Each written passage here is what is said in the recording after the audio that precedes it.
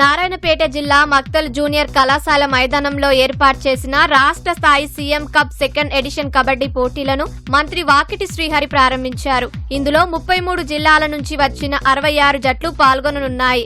బడ్జెట్లో క్రీడలకు 1600 కోట్లు కేటాయించి 25 కోట్లతో గచ్చిబౌలిలో స్పోర్ట్స్ ఆసుపత్రి ఏర్పాటు చేస్తామని మంత్రి తెలిపారు.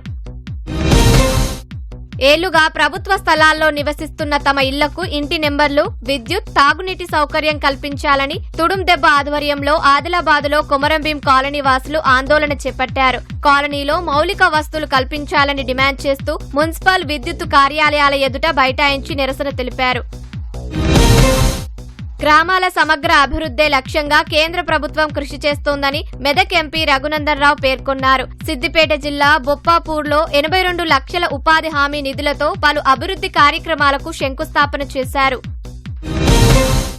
సిద్దిపేట జిల్లా రాయపోల్ మండలం మంతూర్ అనాజిపూర్ శివార్లోని 13D కాలువ నుంచి దుబ్బాక ఎమ్మెల్యే కొత్త ప్రభాకర్ రెడ్డి సాగునీరు విడుదల చేశారు. ఈ కార్యక్రమాన్ని అడ్డుకోవడానికి కొందరు రాజకీయ నాయకులు తనకు ఫోన్లు చేసి బెదిరించారని ఈ సందర్భంగా ఆయన ఆరోపించారు.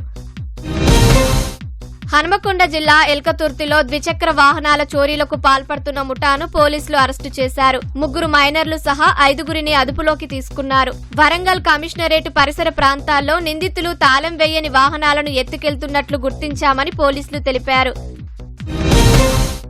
వేములవాడ మున్సిపల్ హనుమక్కపల్లిలో చిరుతపులి సంచారం కలకలం సృష్టించింది. గ్రామ శివారులో పశువుల పాకలో ఉన్న లేగదూడపై చిరుత దాడి చేసి చంపింది. ఈ ఘటనతో స్థానికులు భయాందోళనకు గురవుతున్నారు.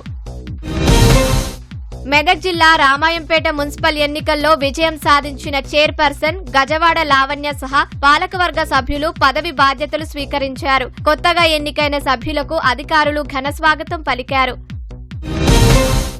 2 ఏళ్ల ప్రగతిపై వరంగల్ పశ్చిమ నియోజకవర్గంలో మనవాడకు మన నాయని కార్యక్రమం ప్రారంభించారు. ఇందులో భాగంగా ఎమ్మెల్యే నాయని రాజేందర్ రెడ్డి 4వ డివిజన్లో పర్యటించి పలు అభివృద్ధి కార్యక్రమాల్లో పాల్గొన్నారు.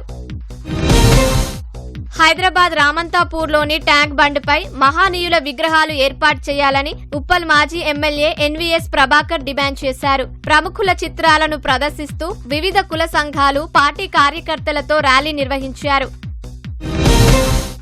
ఫీజు రియంబర్స్మెంట్ బకాయిలు విడుదల చేయాలంటూ ఏబీవీపీ హైదరాబాద్లో ఆందోళనకు దిగింది. కాంగ్రెస్ ప్రభుత్వ వైఖరి నిరసిస్తూ హిమాయత్ నగర్ వై జంక్షన్ వద్ద రోడ్డుపై బైఠాయించి నిరసన చేపట్టారు. నిరసనకారులను నారాయణగూడ పోలీసులు అరెస్టు చేశారు.